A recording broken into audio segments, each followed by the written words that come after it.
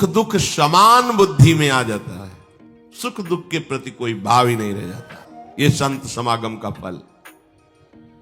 मान छू नहीं जाता, सारे के सारे दैवी सद्गुण उसमें प्रकाशित हो जाते हैं। पर आप ध्यान रखना, यदि उनकी आज्ञा में नहीं चल रहे, मनमानी आचरण कर रहे, तो दीपक तले अंधेला बना रहेगा। दूर के तो प्रकाश ले जाएंगे, नजदीक वाले अंधेरे में बने रहेंगे। क्यों? आज्ञा का पालन नहीं। बिना चाहे बिना मांगे कीमती वस्तु मिल जाए तो उसका आदर नहीं होता। जब बहुत दौड़ भाग करके एक बार झलक मिल जाए तो अपने को कृतार्थ मानते हैं, क्योंकि उनके हृदय में भाव जागृत हुआ, एक बार इन संत को देख लूं, नजदीक से प्रणाम कर लूं, अहो वो फूल जाते हैं, अहो भाग्य। और जो संत के प्रभाव के भोक्ता बन गए, प्रभाव, उनके प्रभाव से अच्छी वस्तुएं आना, उनके प्रभाव से सम्मान मिलना, उनके प्रभाव से अयोग्य होने पर भी प्रतिष्ठा होना, वो फिर संत की वास्तविक महिमा में प्रवेश नहीं पाता। ध्यान देना, संत के प्रभाव का भोगी कभी संत की महिमा को नहीं जान पाएगा, ना संतत्व उसमें आ पाएगा। उनके प्रभाव को हमें भोगना नहीं है,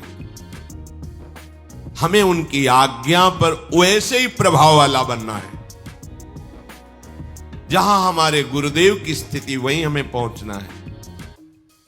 भगवान और भगवान का वैभव दो हिस्से हो गए। ये संसार भगवान का मायाकृत वैभव है। भगवान का भक्त सिर्फ भगवान को चाहता है, उनके वैभव को नहीं। जो उनके वैभव को चाहता है उसमें भगवान की चाह करने की योग्यता ही नहीं रह जाती। ऐसे ही गुरुदेव और गुरुदेव का वैभव, जो गुरुदेव को चाहता है वैभव उसके पीछे डोलता है, और जो गुरुदेव के वैभव को चाहता है वो गुरुदेव की चाह ही नहीं कर पाएगा, वो गुरुदेव को समझ ही नहीं पाएगा। इसलिए जो संत महात्माओं की आज्ञा के अनुसार उनके हृदय की स्थिति प्राप्त करने पर अपना जीवन कृतार्थ समझते हैं, वही वास्तविक संत का लाभ ले ले। नहीं तो उनके प्रभाव से देखा गया है, महापुरुषों के प्रभाव से दुनिया का वैभव उनके चरणों में लुटता है। वो वैभव भोगी जान ही नहीं पाते कि हम किनके पास हैं, हमें क्या लेना था इनसे, क्या लेके रह गए। जो संत समागम दुख सुख में समान बुद्धि, मान रहित होकर दैवी संपदा को धारण करने की योग्यता और परमात्म तत्व का बोध करा देते हैं, जिससे मद मोह लोभ शोक क्रोध आदि ये सहज में नष्ट हो जाते हैं।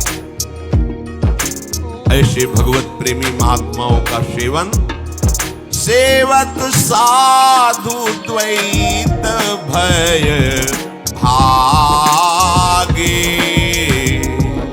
श्री रघुबीर चरण लय लागे, देह जनित विकार सब त्यागे, तब फिर निज स्वरूप अनुराग,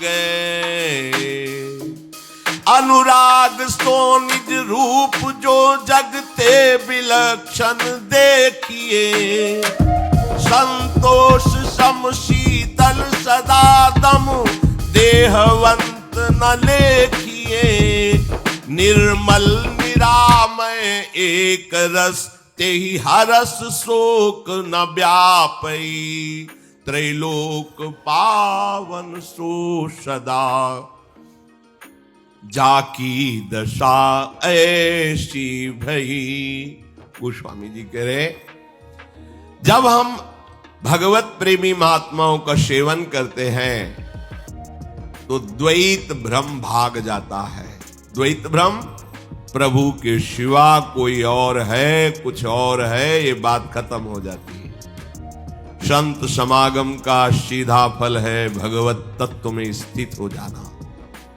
सर्वत्र अपने आराध्य देव के दर्शन होने लगते हैं संत आज्ञा का पालन करने पर। प्रभु के चरणों में अविरल भक्ति, अखंड प्रीति, अव्यावृत भजनात्, अखंड भजन तन्मया, हर समय स्थिति प्रभु में, ये संत समागम का शरीर और शरीर से उत्पन्न हुए सारे विकार संत समागम से शांत हो जाते हैं। जैसे भगवान सूर्य के उदय होने पर अंधकार नहीं रह जाता, ऐसे ही संत के वचन जब आपके हृदय में प्रकाशित होंगे तो अज्ञान अंधकार नहीं रह जाएगा।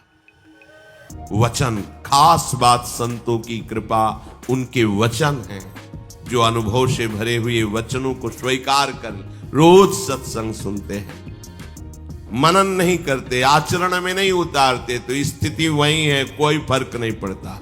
ऊसर बरसई तृण नहीं जामा, उनके हृदय में भक्ति उपज ही नहीं रही। क्यों? मानना ही नहीं। कैसी भी पर सत्संग के लिए प्यास होनी चाहिए। पूज्य राधा बाबा महाराज ऋषिकेश में गठिया बात है, चल नहीं पा रहे, सत्संग रेत में हो रहा था गंगा जी की, तो जो सेवा में थे कहा भैया मुझे सत्संग में पहुंचा दो। वो सेवा करते करते कभी सेवकों में थोड़ा सा कड़ुआ भाव भी देखा जाता है, हो जाता है।